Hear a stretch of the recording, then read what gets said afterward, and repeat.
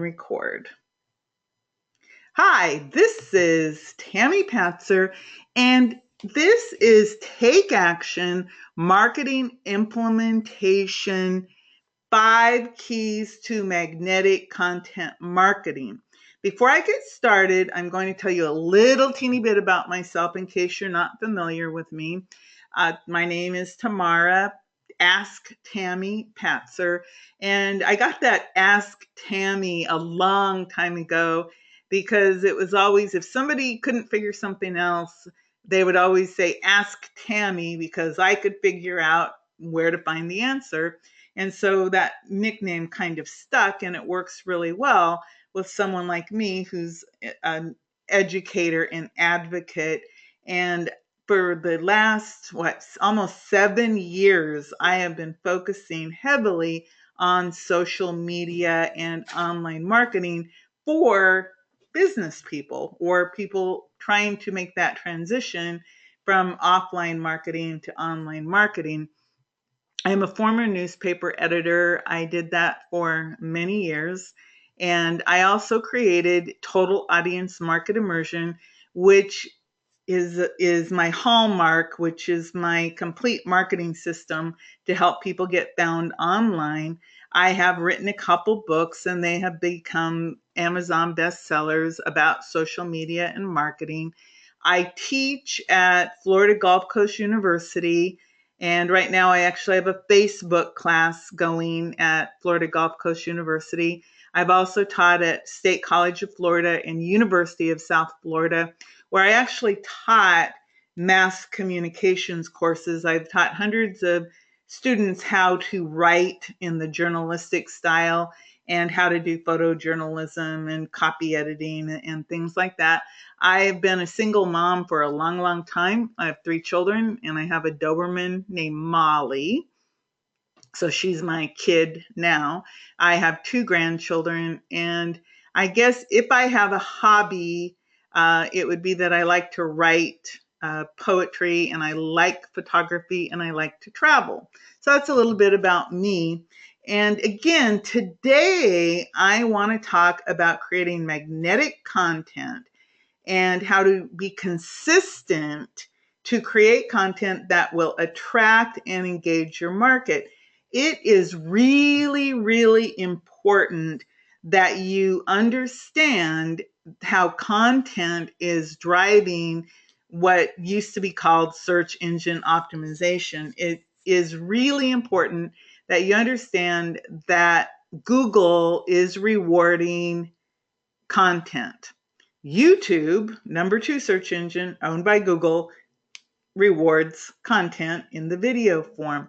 So it's really important that you get that into your head that content, and we're talking about content, it doesn't matter if it's paid content or free content, people want content and they want specific content related to solving a problem that they have. You've probably heard the term one problem, one solution. If you just write yourself a little note, one problem, one solution, that will help you design your plan for magnetic content marketing. This is how I've learned a lot of what I know. Of course, I have the educational background in communications, mass communications, but Chris Garrett said, observe what works, then do more of what works.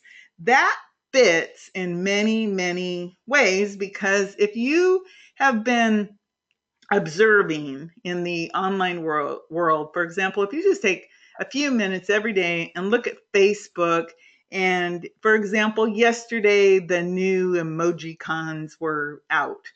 And what did that tell us? A lot of people had mixed feelings about that. It's been something that people have requested for a long time, that they wanted something different than just a like, because sometimes like is inappropriate. And so now Facebook has come up with that. So think about observe what works and then do more what works. So that's just something to wrap your brain around. So one of the reasons why I'm so into this magnetic content idea.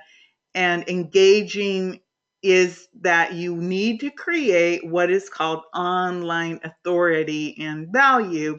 Again, I've been in the, I guess, online space since 2009. And over time, I just worked a little bit harder, and then people started to say, "Oh, Tammy knows about social media. Ask Tammy about Facebook. Ask Tammy about YouTube." And then, of course, I've expanded that over time. So I have used my online presence to create online authority and hopefully value to people like you. You're here, so you must believe I can bring you some value. So let's talk about raising awareness and driving engagement. You want to be using your content to raise awareness and drive engagement about whatever it is that you are talking about. So let's say you're a carpet cleaner. Your job is that you want the content that you put together to help you raise awareness and drive engagement related to carpet cleaning. Okay, carpet cleaning is boring, but what can you connect a clean carpet to? Health, fewer allergies, uh, brainstorm and think about what it is that having a clean carpet or clean tile, what does that mean? What problem can you solve? And for a lot of people, it could be you have children who have allergies. Of course, if you clean the carpet, their allergies are not as bad. And so think about your content.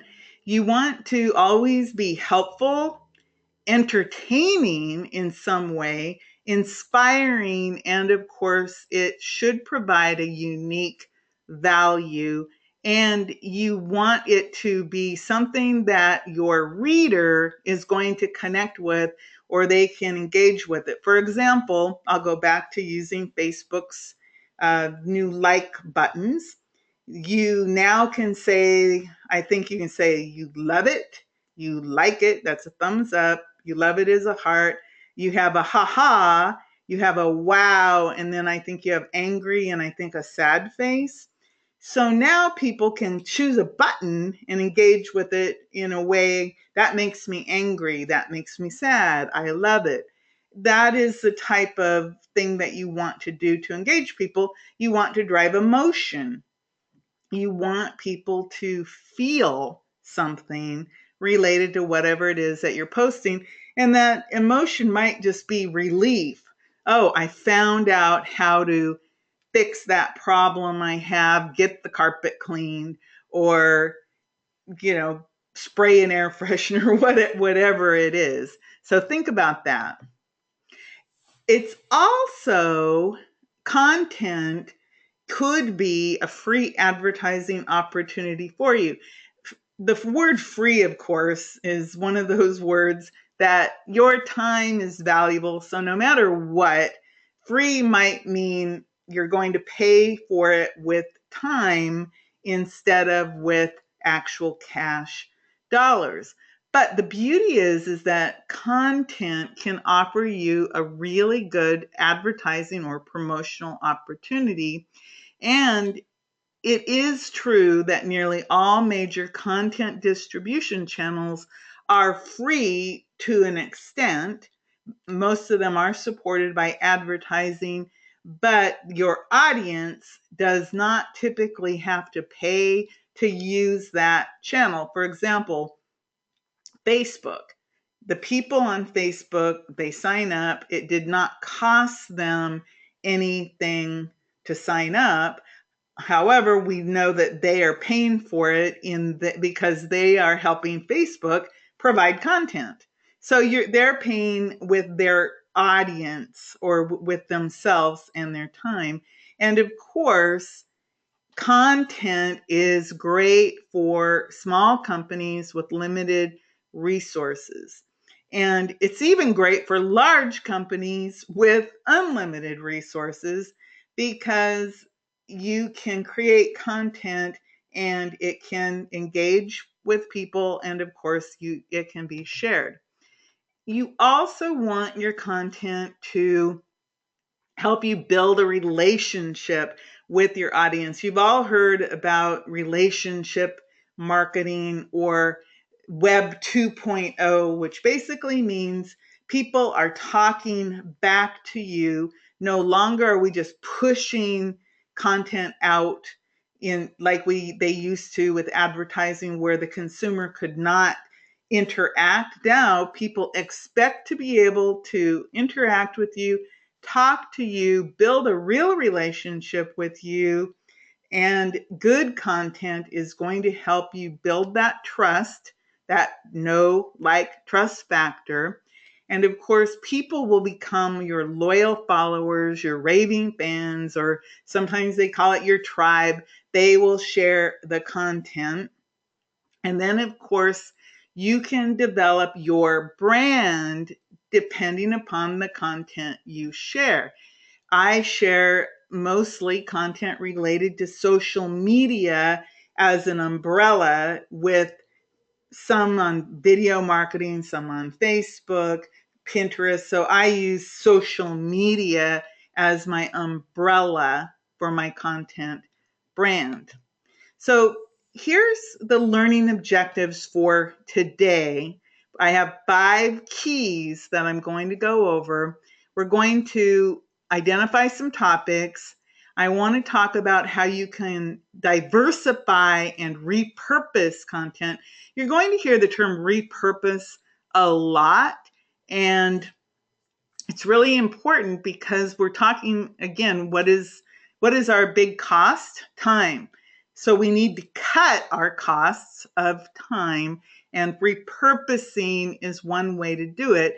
Then of course, we're going to talk about how we can broaden the reach for the content, how to measure, and then of course, how in the world are we going to produce this engaging content consistently?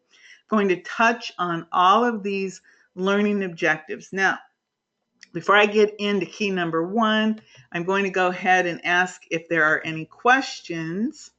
And let me go in and I'll see if we have any questions. Now's the time if you have a burning question. I don't see any coming up. But again, if you have a question, I'm going to pause between each key to answer questions. So feel free to type in your question at any time. So let's go ahead and move on. So key 1, create content that resonates with your audience. So I'm going to give you some tips, and take notes, because as you write, it helps you make that brain connection, and anything that really resonates with you, put a star next to it, and that'll probably help you out. So write for your audience. Every one of you should know exactly who your audience is, who that one person is that is your ideal client. If you don't, you're going to need to take some time so that you can figure that out, because if you can narrow your focus to who you want as your client, you're going to be able to write your content quickly and easily, because you'll actually be able to visualize that person in front of you, and they're literally going to be telling you, this is what is going to make me buy your service. So if you don't know who your ideal client is, write yourself a note. You better figure that out. And then, of course, you want to make sure that you have valuable content that may help that person, your reader, that ideal client. And you have to be understanding who your ideal client is. Move down a little bit here. And you want to also think about your relationship with your audience. Remember, I talked a little bit about the relationship that we have with our clients. If you're providing a service, or you have a product, people are expecting something from you. So every piece of content that you create is one little piece of that puzzle that is making that relationship develop over time. And you want your readers to like that content and value it so much that they're willing to share it and talk about it. And then, of course, you want to be interacting and learning from your readers, customers, and clients. So if you're using social media, you certainly need to be interacting with them. Okay, I'm trying to move just a second here. My little slides don't want to move. Sorry about that. Whoops, going the wrong direction here. Okay. And then, of course, be real, authentic. When you're real and authentic, it breaks down barriers. And in your writing, you want to write in a friendly, casual tone that makes it more personal. And then, of course, personal stories are always good if you're able to share something personal, but you always have to have a good balance. And remember, in your writing, spelling and grammar do count.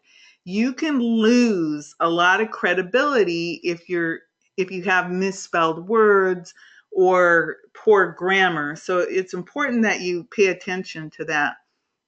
Here are some ideas, and you might not be able to read this, but I'll read these to you just so that you can get an idea. You probably have heard that good content starts with what are called frequently asked questions, FAQs, or should ask questions, SAQs.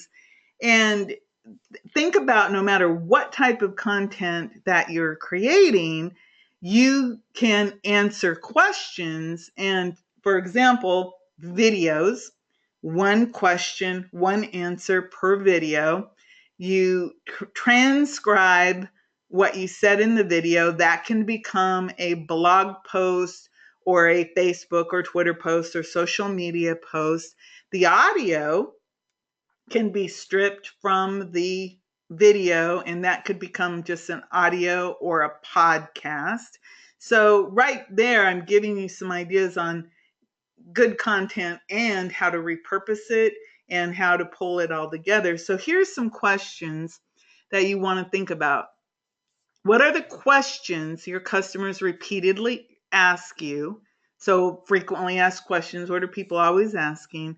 What are the questions they should be asking that they're not asking yet? I think that sometimes when you get into the should ask questions, that's where your expertise really shines.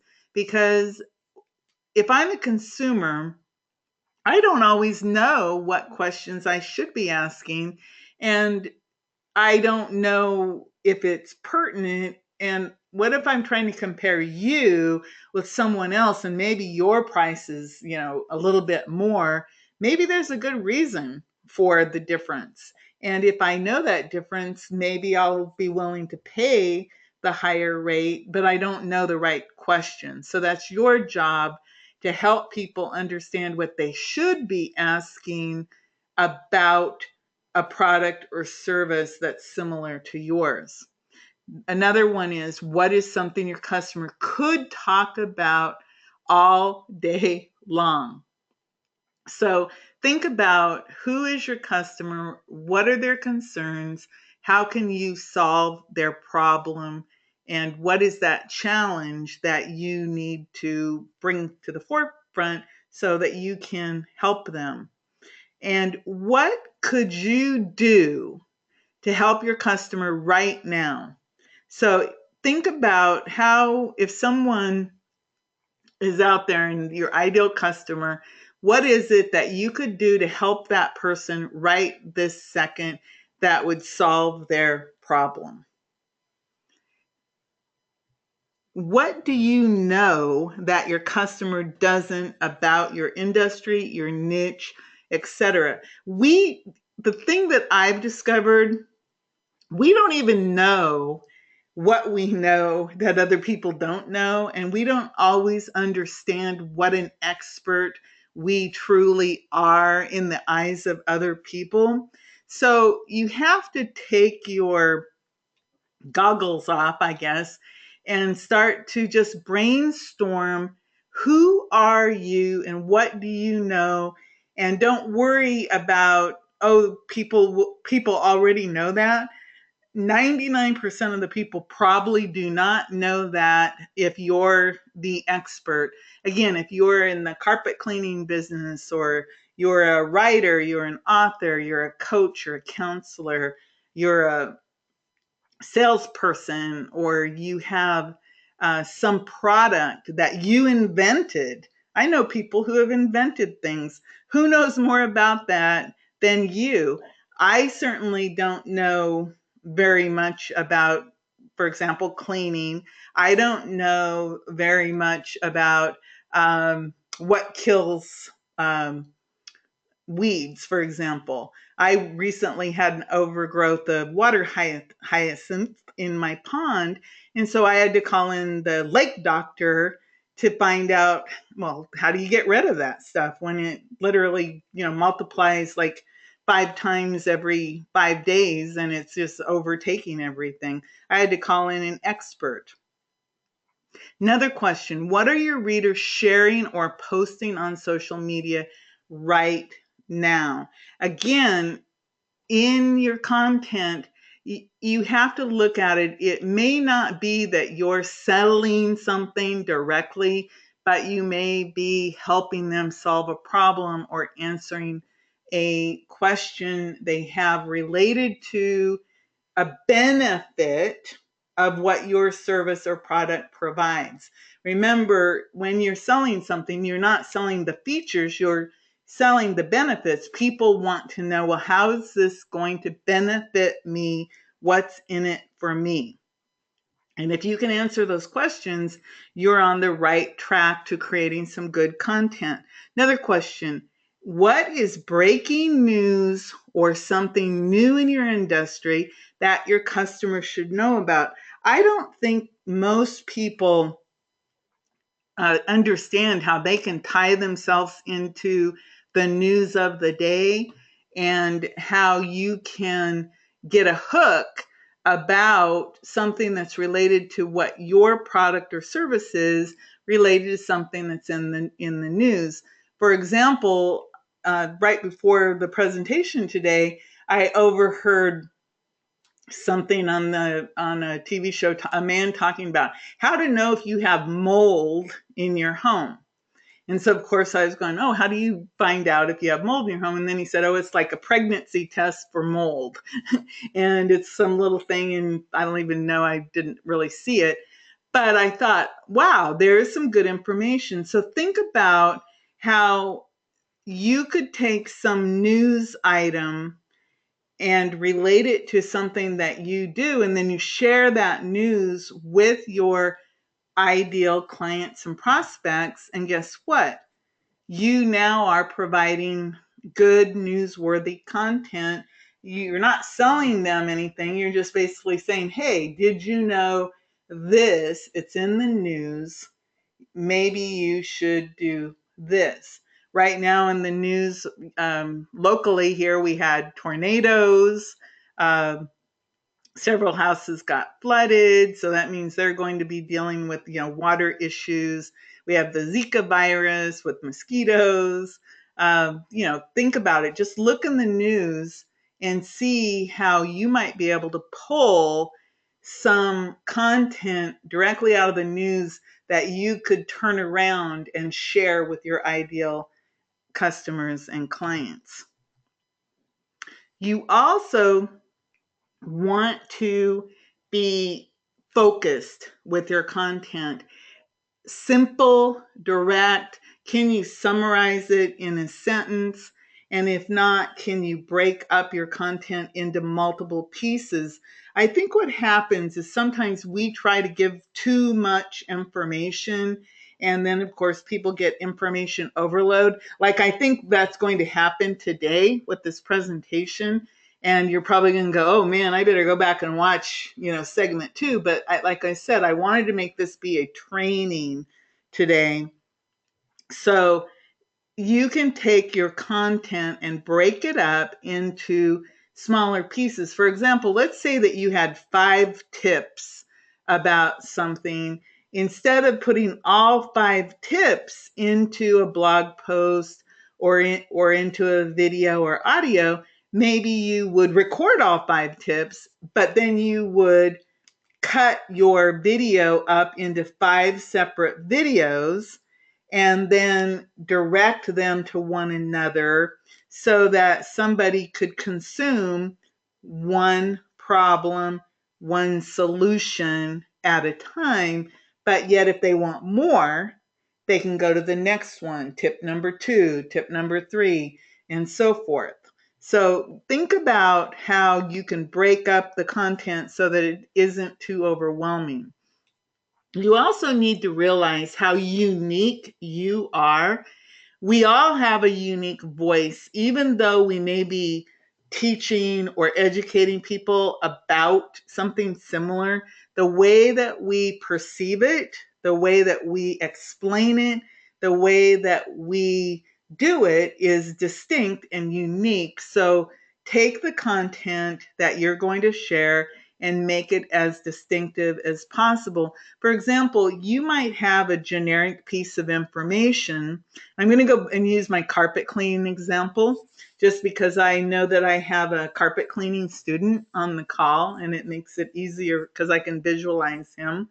So let's say that you have some generic carpet cleaning advice.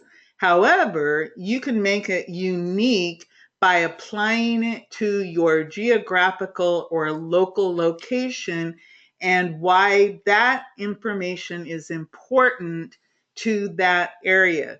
For example, I live in Florida and we have a unique weather situation. We have a lot of high humidity, we have heat, we have um, the mold and mildew issues. We have all kinds of issues where if I was in the cleaning business, I could take all of the unique aspects of living in Florida and spin that in a unique, distinct way so that the people in my customer base could go, wow, that applies to me. I have that problem. I need that service.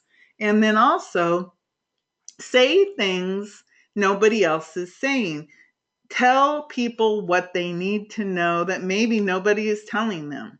Explain to them about which products are better. Are there natural products? What do you do, for pets? What do you do for, whatever the issue may be? What do you do if you get flooded?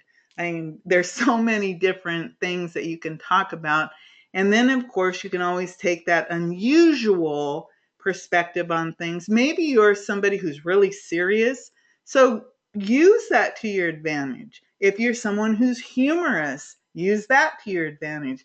If you have a unique hobby that you can tie in to your unique voice and what your content is, that'll just make it more interesting to people as they read it.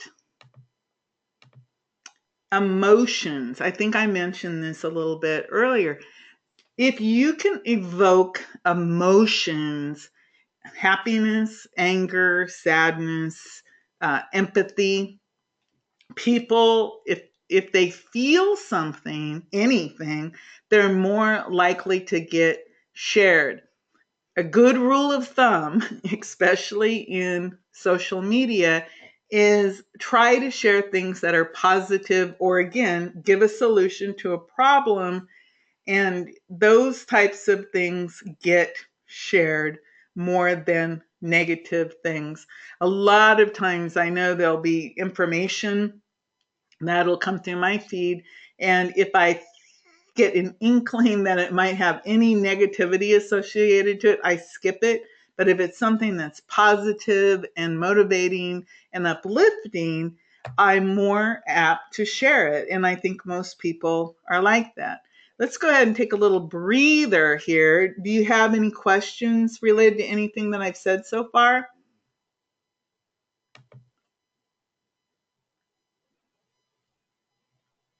If you are new to this, you should be able to see a little box where you can type in questions, and I certainly can answer any questions. Okay, I'll go ahead and move on. Key number 2. Give your content a new lease on life. Basically, what we're talking about is creating evergreen content. And if you can write on topics that are not connected to a particular time, that way that content can live forever as long as something doesn't change. So your idea for evergreen content is to write about things that are going to hold true for a long, long time, because the beauty of that is then you can recycle it.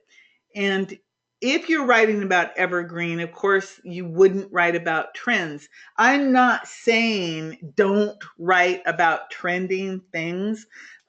What I would say is keep a arsenal of evergreen content so that you don't have to keep reinventing the wheel, and also write about things that are happening now, because it could be important, to keep, you want to be keeping up on trends, but don't make writing about trends be the only thing that you do, because then you have to work harder, basically.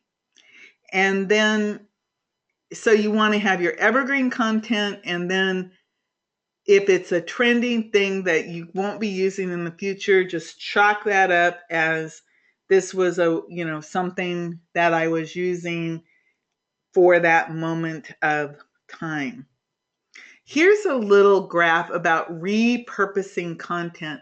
Repurposing content is really, really important, and you should think about it and go write yourself a note and think about what content you already have on your computer, or maybe, go old school. Maybe you've got it sitting in a box somewhere that you developed it a long time ago before computers. I mean, some of us have stuff like that. But go and look at what you have in terms of content. What do you have that's old and outdated and can't be salvaged? Well, get rid of it if you can't use it. What can you edit and add to? And what can you use right now? It's evergreen, doesn't need anything other than to be copied and pasted into something. And what topics haven't you covered? So think about putting together a list about what topics you haven't covered, what you have available. Like, I have notebooks with different things that I've done. So I can go, oh, okay, I have a whole bunch of information about, videos.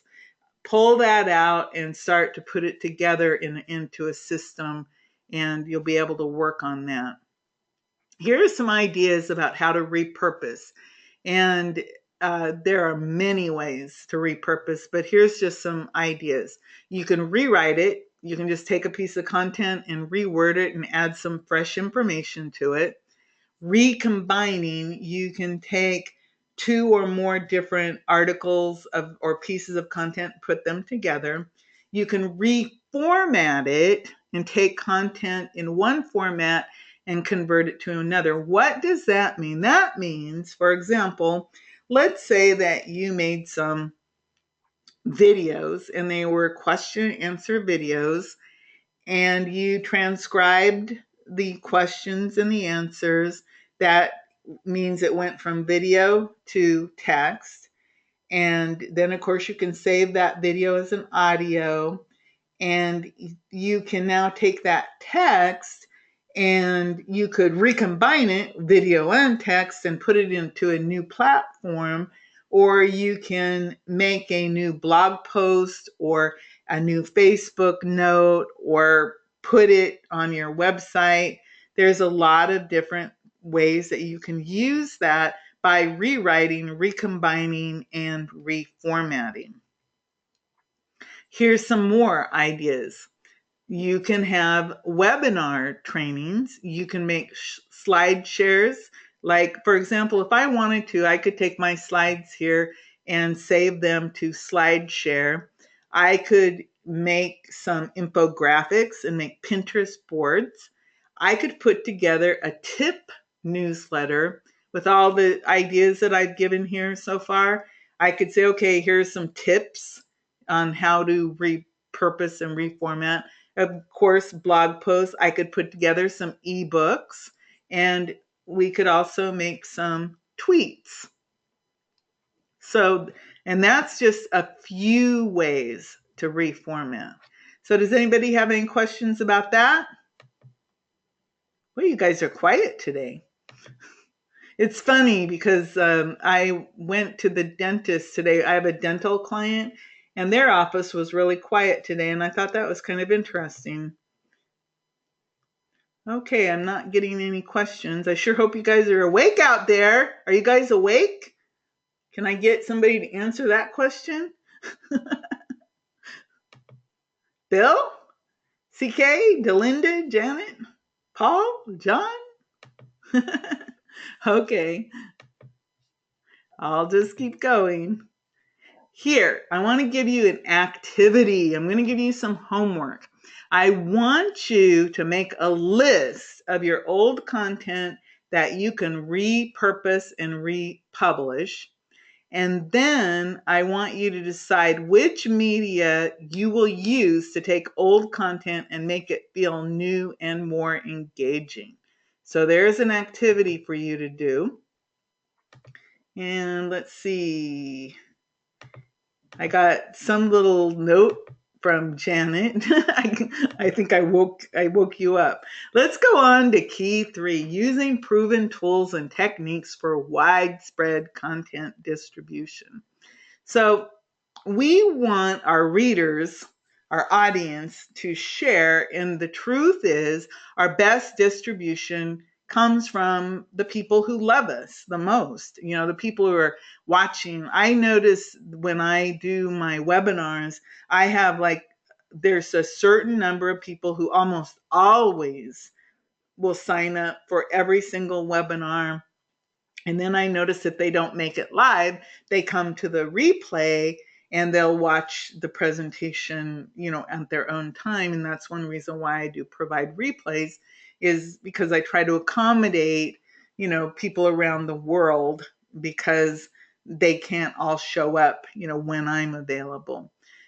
So remember, your readers are your best distribution sources.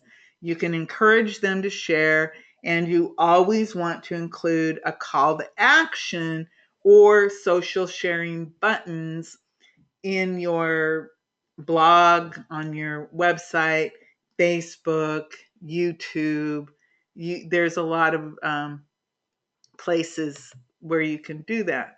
You also can create a really tight social media community. And here's how you do that. You can create a group, for example, on Facebook or in LinkedIn, and you can have the group based around a topic or a type of content, and you can put information into that group. It doesn't work for every single type of business, but it certainly does work for some types of businesses to have a group. For example, I have a group where people are interested in marketing for local businesses. So people will join that group and we talk about that. And then, of course, you can also create an online forum, or I'm sure many of you belong to online forums that are talking about very specific things. Oops. Social media as a broadcast tool. We all know that social media is here. It's not a trend. I back in 2009, I have some old videos. I have to laugh because I was, in my backyard with the roosters crowing and the horse was in the background moving her lips, and I'm in there going, social media is not a fad. Facebook is not a fad. And it's so funny because people, I had to convince people to use Facebook and to use videos 5 years ago. Now I don't have to convince them. Now they're recognizing that, gee, I better get on that bandwagon or I'm left behind. Um, but remember, not every single social media platform is going to be your ideal social media platform. You have to, number one, go back to what I said in the very, very beginning. You have to know who your ideal customer is and go where they are. If they're hanging out on Facebook, great. If they're not, then where are they? And the other day, I was watching a webinar and this man was saying, my people are not on Facebook. I'm not going to use Facebook ads. And the person's advice was, well, do you have a LinkedIn? And the guy says, yes. And she says, well, have you downloaded your LinkedIn CSV files with all of your LinkedIn friends on them and uploaded them into the Facebook and made a custom audience? And the guy was like, well, no, I didn't know you could do that. Well, you can. And so she told him, do that, because that's how she integrates both her LinkedIn and Facebook. And that's how she was able to get all these CEOs that she was trying to attract from LinkedIn who are also on Facebook. It's just that they're there typically on Facebook in a personal way, but yet her ads would show to them. So she was using the best of two platforms just by knowing how those platforms work. And I actually have shown many people how to do that with LinkedIn and Facebook. Also, you want to understand keywords. Uh, Relevant, popular keywords related to whatever your subject or topic is, and you want to use them wherever possible. However, you don't want to do what they used to do, which would be keyword stuffing. You have to understand that when they talk about content, high quality content, it means content that you're giving real information about real topics. And again, if you're talking about carpet cleaning, you're probably going to talk about carpets and cleaning and tile and use words that are keywords just in the very act of talking about it. For example, as I've talked to you in this presentation, I've said Facebook, I've said LinkedIn, I've said social media, I've said content. I've said a lot of words repeatedly that if this video was on YouTube, it would pick up that audio and my script when I get this transcribed, and boom, I have keyword loaded content that I can use to make a book. I could make blog posts, I could make videos, I could make audios, and my time involved would be the creation of this program. I'm recording it. It'll take an hour to 2 hours, depending on how long I continue to talk. And there I go. I have made high quality, keyword loaded content doing exactly what I'm doing right now. Mobile is really important. If you haven't got the clue, more than 50% of people are using mobile devices. For all I know, you may be listening to this on a mobile phone, you might be on a tablet, you might be on a PC, you might be on a Mac, I don't know. But it's important that you go mobile and that your website functions on mobile devices, and understand that mobile users have very short attention spans, and that it's easy to just tap your mobile device to share content. And it's interesting because if you've done any traveling at all, you will understand mobile. I see a question just popped up. I'm going to answer that in a minute when I get to the questions, and then I'll answer that question. Another thing I want to talk about is that you want to be a reader and reciprocate. And what does that mean? It means that in order to get found online, you want to be connecting with other people and interact with them, and you get ideas from them and build relationships, and it's called reciprocation. And you'll also get exposure through your comments. For example, and I'm going back to my little carpet cleaning idea again. Let's say that somebody was on a health, talking about health issues on Facebook, and they're talking about my eyes are itchy and I sneeze a lot. Well, you could, maybe a health tip would be, well, gee, when was the last time you had your carpets cleaned? Because carpets hold allergens.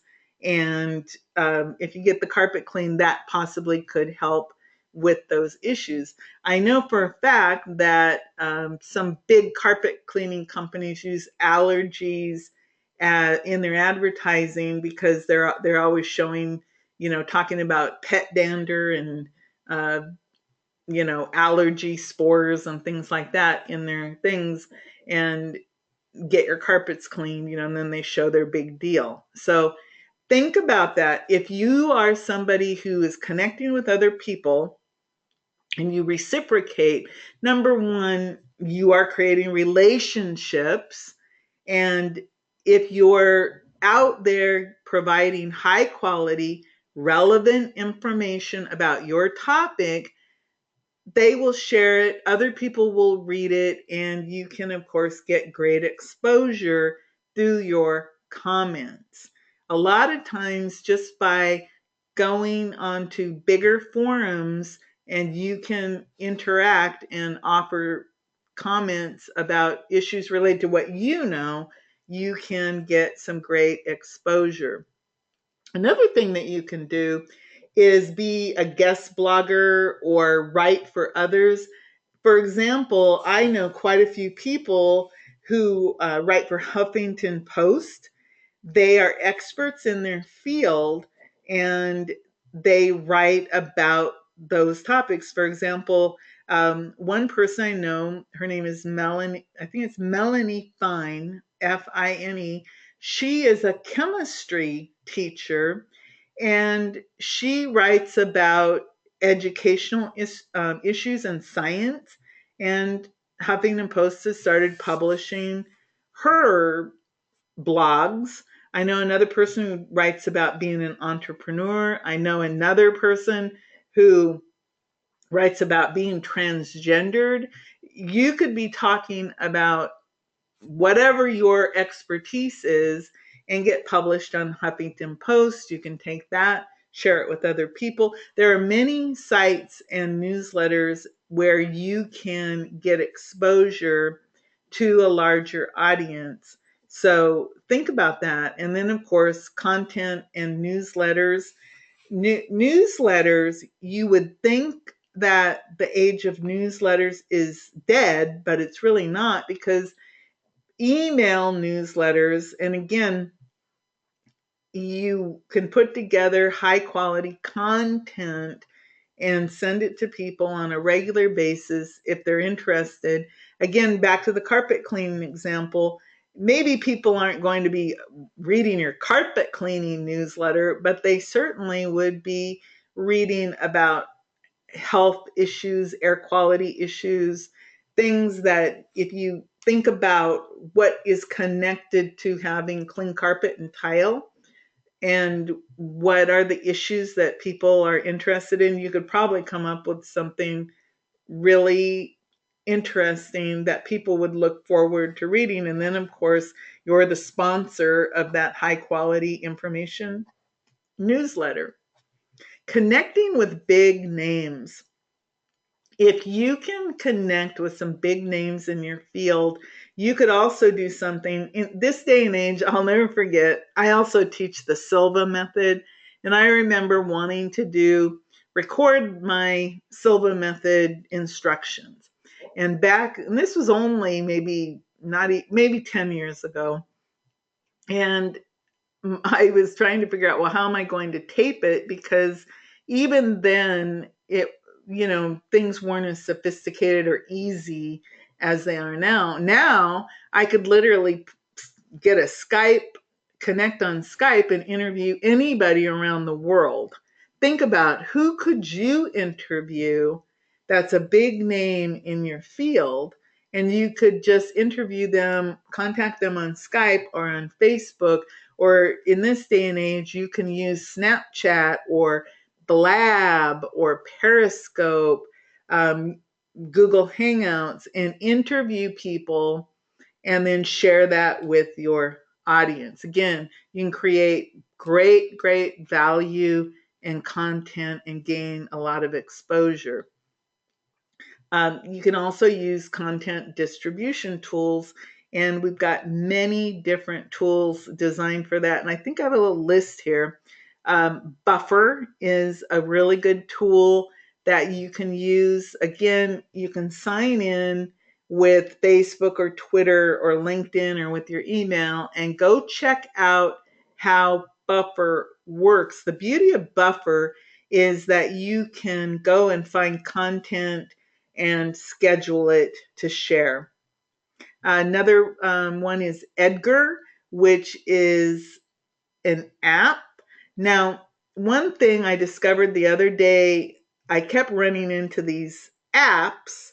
And of course, to tell you the truth, I am not a big, I have an iPhone, but my preferred method of communication is not using a handheld instrument. I like a bigger screen so I can actually see it. But I found a tool called BlueStack the other day, and it makes it so that I can open up telephone apps on my Mac. So there's a little tip. WiseStamp, you can create your own signatures.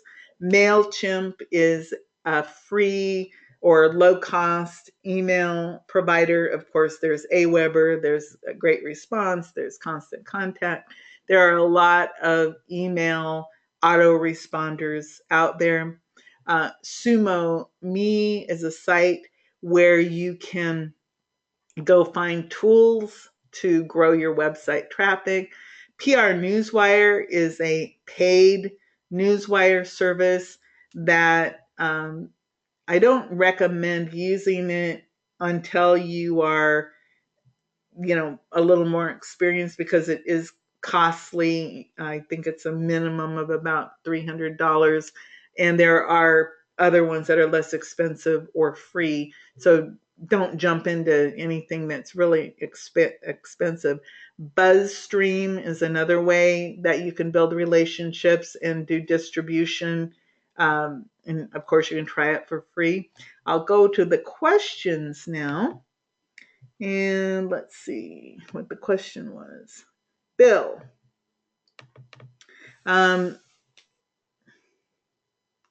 how recent material can I reuse without seeming to repeat the same stuff like old posts on Facebook? Well, depending on how old it is, think about it. You could repurpose or recycle content by changing a couple things. You can change the headline, you can rearrange it, you can change the angle of the story of what you're talking about.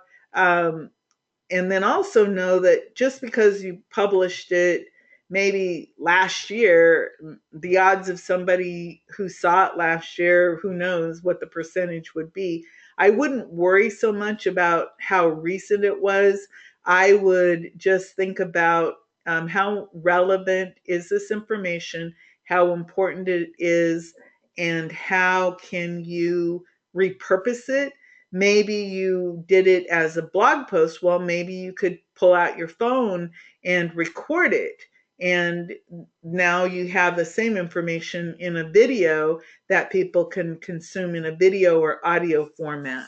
So I wouldn't worry too much about how often, but I would just actually put together what you would call an editorial calendar and say, okay, I'm going to post whatever is important that people should be thinking about. If you put together a plan, it's going to really help you to uh, know when to recycle the content, because think about how newspapers are.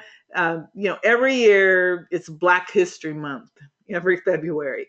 Every May has a Cinco de Mayo. And newspapers, every year they do articles, similar articles about that topic. They're updated, with whatever's new. Yes, if they allow you to have, the question is, should I be leaving web links with my comments on other posts?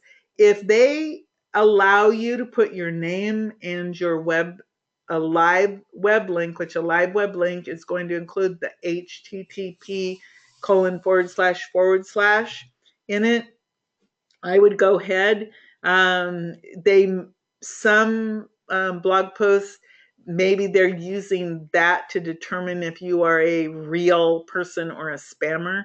But I would definitely, if they allow it, I would do it. How does writing on other blogs come back to you? Typically, when you do guest writing on others' blogs, you either have a link with your name and email or phone number, or there is an about you. It depends on if you're commenting or if you're a guest blogger. If you're a guest blogger, typically there's a link that will link back to either or and your website, your Twitter, your Facebook, wherever you want people to go to find you or to find more information. So I think that's uh, where you'll be able to do that. Any more questions before I move on? Great. So here, before I go on to the next key, here's an activity. I want you to compare your business's current process and channels for publishing new content with your ability to reach a bigger customer base. And I want you to list the tools from this module that I just talked about that you'll explore to meet your business needs and broadening your target audience. So I gave you a list of different tools. I showed you Buffer, Edgar, WiseStamp, MailChimp, SumoMe, PR Newswire, BuzzStream, and these are by no means the only ones.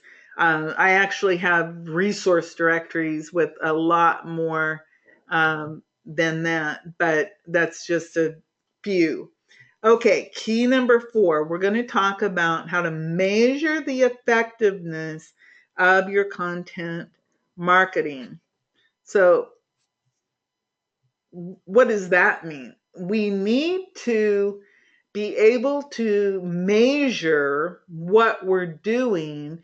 And Facebook, for example, makes it fairly easy with their insights if you're using Facebook, because it'll show you, uh, you know, which posts had the most engagement, You can do what I would call, I guess, we'll call it quick and dirty research without getting into the real analytics of it. But let's say that you're using Facebook. You certainly can go into your insights and look to see which posts are getting the most excuse me, getting the most interaction. And you can, take a look over, let's say 30 days and say, oh, well, look at that. This post, this post, this post seem to get the most interaction. And if you remember the quote at the beginning of today's lesson, it was look at what works and then do more of that. So that's the perfect time to look at what is working, do more of what works. And if it doesn't work, figure out why it didn't work. Maybe, especially if you're doing just free stuff, Facebook doesn't show everything you post. If you notice that you post something and nobody says anything, that means typically that it never, ever was seen by anyone. And then, of course, you can look to find out how many people are coming in contact with your content and how many people are recommending you. There is a lot that goes into this key, which is tracking. And of course, I'm just giving you the 30,000 foot view here of what you need to be thinking about. So let's go ahead and talk about this, the engagement and what it is you should be looking at. So who's talking about you? Think about your social media shares and comments. And again, this is all something that you can get really into this with, charts and graphs and nitty gritty, or you can just do like a quick visual, like, wow, that post got a lot of likes. I mean, that type of situation. But who's sharing your stuff and what are the comments? And then, of course, if you have a blog post, are people commenting on it? Are they thanking you? What are they saying? And the same goes for your YouTube videos. And then, do you have online reviews?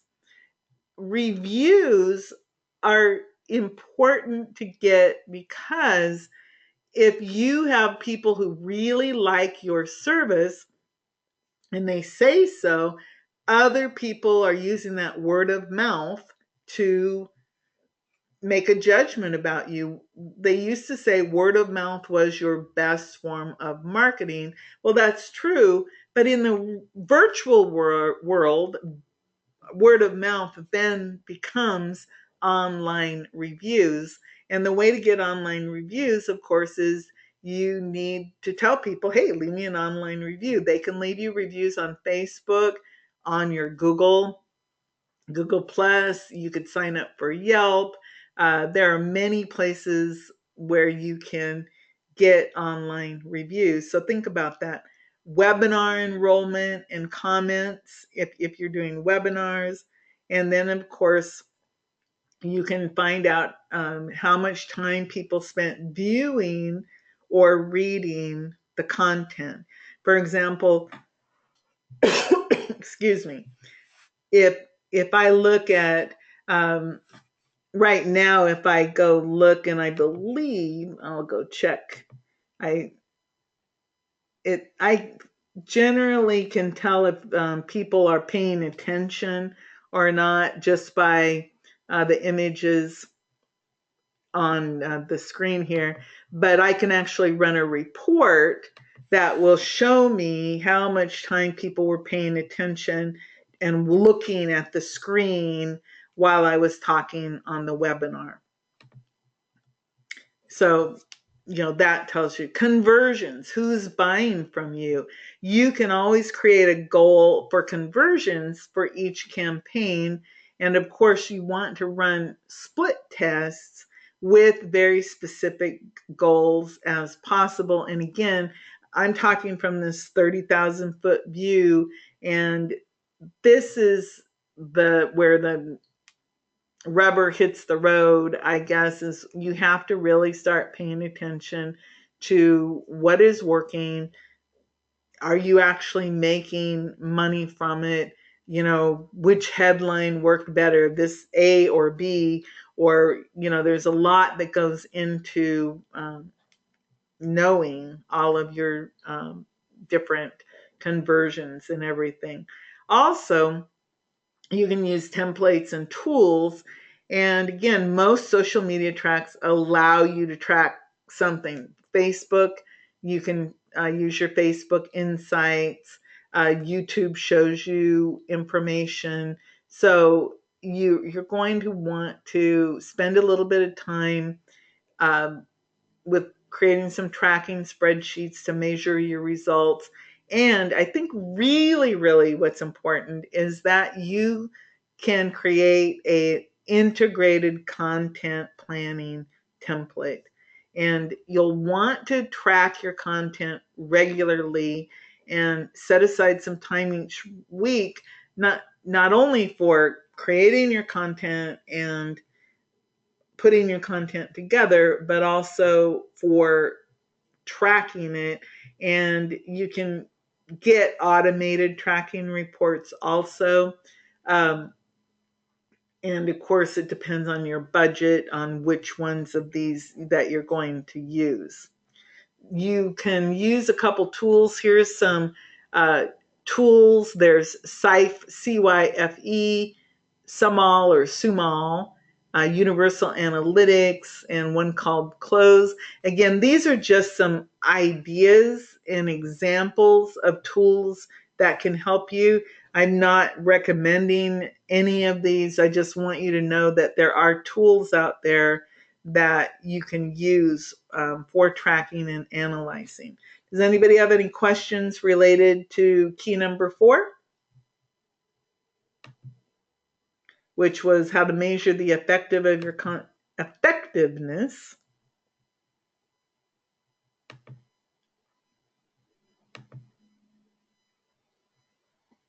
Okay, I'm not seeing any questions.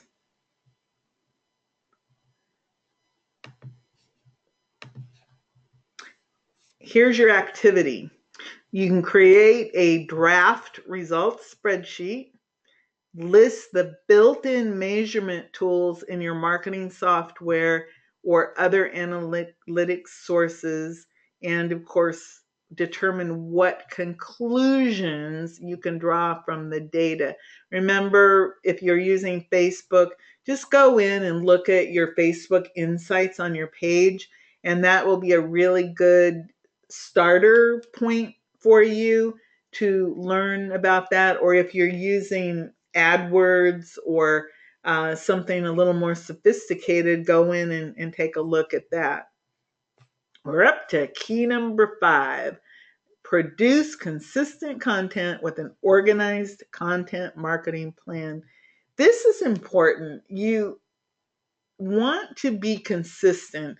Consistency with your content is perhaps one of the key things that most people fall off on. They're not consistent, they're just sporadic. So, what do people want from someone? They want them to be reliable, they want them to be authentic and real, and they want them to have a balance. Um, I know that if you publish too often, it can have a negative effect. And if you don't publish often enough, that has a negative effect. So there's a balance. Um, I don't think you can go wrong with once a week, once a day. I think once a month is probably not enough.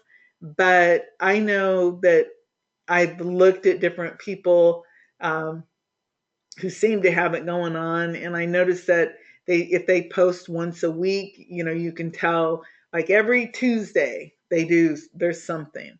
Like, for example, I send a video tip out every Tuesday, one little tip just as kind of a reminder, hey, I exist. And, here's one tip about how to use video in your marketing. Most people, that it's just a reminder that you're there, and it's not too often. Other people, if you send them something more than, if you send a couple things a day, they think that you're bombarding them. But again, it really depends. Um, you have to figure out, why are you emailing them? Are you sending them some, good piece of information? What's the purpose of what you're doing? And of course, you want to create a schedule. And I think if you create a schedule, it's number one. If we go back to time being our what we're spending here, a schedule is going to help you balance, because if you're busy trying to be everything in your business, you have to say, okay, I'm going to spend either, a half an hour a day doing this, or I'm going to spend 8 hours creating all this stuff and set it and forget it. And then next month, do the same thing all over again. You have to figure out how you're going to do that. You want to be looking for corners to cut to save time and expense. So everything that you can repurpose, everything that you can automate, everything that you can do in advance. It's just like when you're planning something, what do you need? If you had a recipe, you go to the store and you buy all the ingredients to your recipe, and then you make sure that you have everything ready before you start.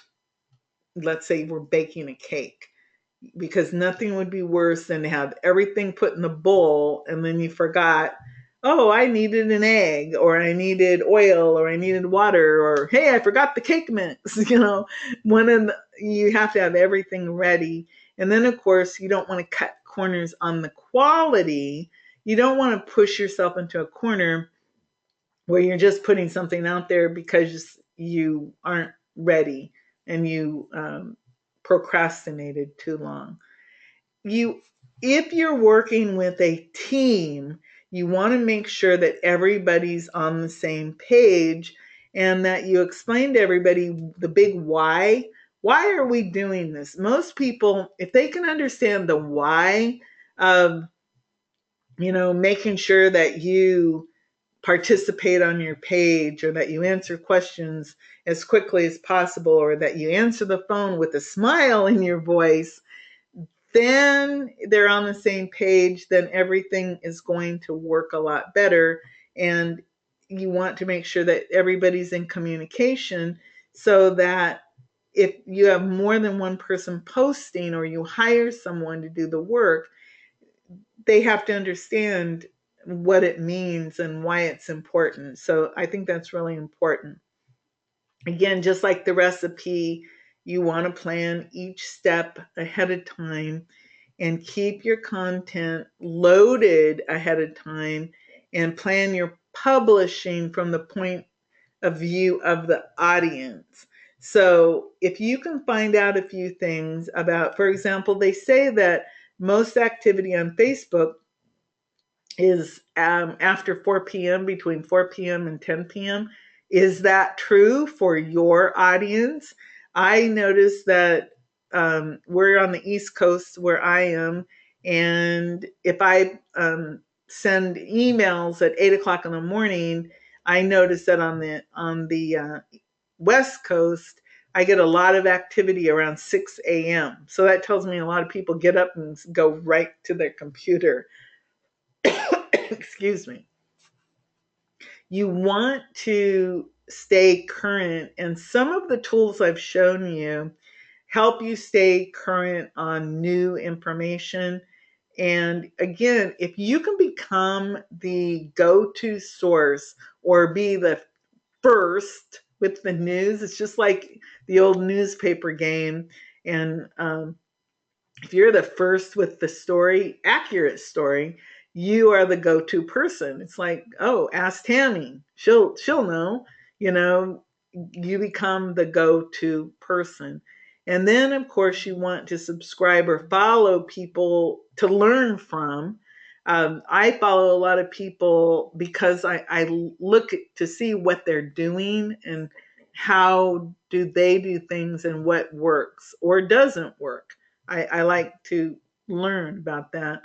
And then um, you can always write about if there's something new out there that you're not sure, you can always be the person who writes about other people's reactions. For example, again, when Facebook changed their like button, um, I was one of the first people in my little world to say, "Hey, did you notice this?" And then people go, "Oh, wow, that's cool." And then other people later were like, "Here's the reactions to the new like buttons." So you can either be the first or you can be the reporter of what's going on with a topic related to whatever it is that you're talking about. You want to be diverse with your content. And again, you want to use as many different formats as possible. Think about Facebook, for example, and how it's grown. Okay, when it first started, it was really about little messages back and forth, and then pretty soon you could add photos, and then you now can add videos, and now you can have live streaming. So think about how over time you can diversify with your platforms and formats. And again, video, it used to be that you had to have an expensive video camera to get decent video. Now you can shoot Periscope, Snapchat, Blab. If you have a phone that is, has a camera on it, you can shoot video with an app and then post that video onto Facebook, use Twitter. You can take that content, send it off to a place called rev.com, rev.com, and get it transcribed for $1 a minute. So if you had 60 minutes worth of content, it would cost you $60. But then of course you could chop that content up and turn it into blog posts or Twitter feeds or Facebook posts or notes, whatever it is that you're trying to do. Prioritize on the calendar. Calendars are really helpful because they let you see, the scale of daily and monthly, and you can prioritize your tasks related to your content on what you're doing each day. And again, you may or may not be doing something each and every day, but if you can break it all down and prioritize what you're doing, it'll just make it a lot easier. Do we have any questions? Let me see. Okay. Here's your activity. What is your current method and schedule for content creation? So you want to analyze that. And you'll want to think about what are your ideas for your tactic implementation, steps, and timing. How are you going to put all this together? Okay, we're coming up on our conclusion, creating our action plan. So this is what you've learned so far, and let me know if you think you've learned this so far. You should have pulled from what I've taught you so far the importance of high quality content, how to produce content your audience will love, tips on effective content creation, some tips on how to distribute the content you produce, everything you need to put together a comprehensive content plan, how to track your progress so that you can make the changes you need to make to improve it. So, do you agree with those statements? Yes or no? Any comments on that, please?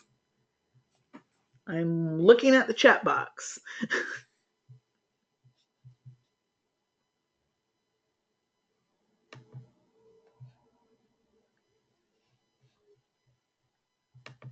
So, here's some of the points that I want you to remember. You want to be consistent. You want to be publishing content consistently. You want to monitor the performance, make your changes accordingly. In other words, this is not written in stone. You can tweak, you can make changes, and you need to be in contact with people. You can't just set it and forget it if you want this to grow into relationship marketing, because you want to respond to comments and messages, and you want to interact to build connections. And if you can, delegate tasks to other people. And remember, when you're writing about content, it's not about you. You're trying to help people and giving them one problem, one solution, or in other words, here's a solution to your problem, the problem that belongs to your ideal customer. And be sure that you're looking at your audience and their interests. So let me give you a little assignment here. You should have some notes, and I want you to identify 5 action steps that you can take immediately. What could you do immediately to get some content made? I'll give you a clue. You could take your phone and record a video. You could brainstorm 5 frequently asked questions or 5 should ask questions. That would actually be 10. You could make a video of it. Then you could turn that video into an audio. You could send it into Rev and get it made into a text and have blog posts. So you could repurpose 5 questions. You could turn those 5 action steps into 15 pieces of content very easily. Determine what you need to be consistent, and you can make an action plan template to list the tasks you will do. Let me see if there's a question here. Okay, Bill says that he has some post-dated posts, which I take meaning I have some posts that are set for the future. That's what I think you're saying, which is a good idea. Okay, so that is our presentation today. And what we talked about was the 5 keys to magnetic content marketing. And there's a little typo for you.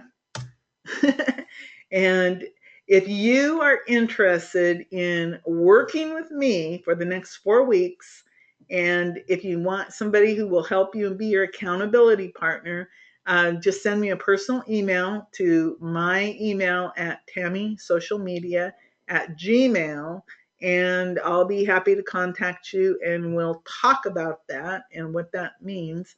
And then also, in that same email, if you're interested in more training, I actually have a membership training site that I've created that's called Smart. And I have tons of training that I've done there. I have everything from this course, which is the Magnetic Content Marketing course, that includes, by the way, workbooks, course books, action plan templates. All the tools you need are located at Smart. And I also have a course on list building. In about a month, my Facebook course will go there. I have information about brainstorming, about focus, about SEO, and I'm trying to think. I have like 20 different things. I wrote down a bunch. Oh, okay, here. How to price your products and services.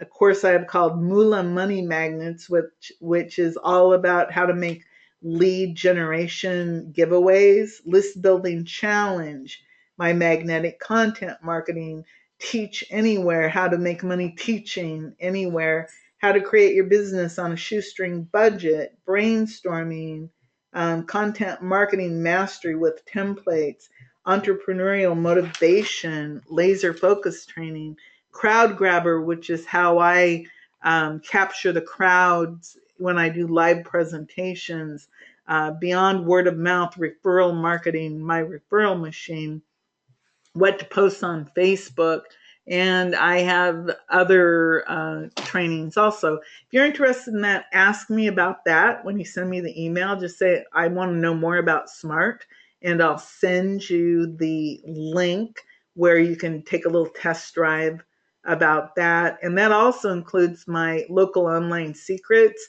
which is got YouTube training, WordPress training, Google Plus training, everything a local business person would need to know to get started with their own do-it-yourself type marketing. That's included in my SMART also.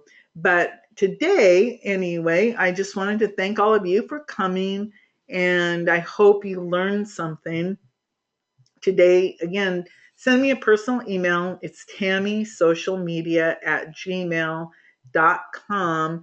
And if you're interested in a copy of these slides in a PDF form, if you weren't able to keep up with the message, just put that in the email also.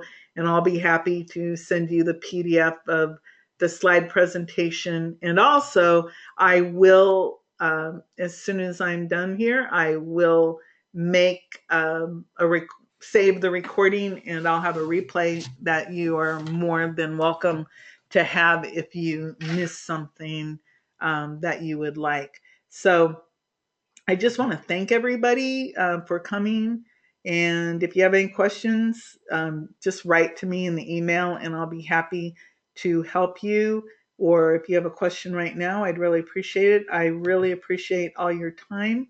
And again, just send me an email to my personal email, tammysocialmedia@gmail.com, and tell me if you're interested in working on your magnetic content for 4 weeks with me.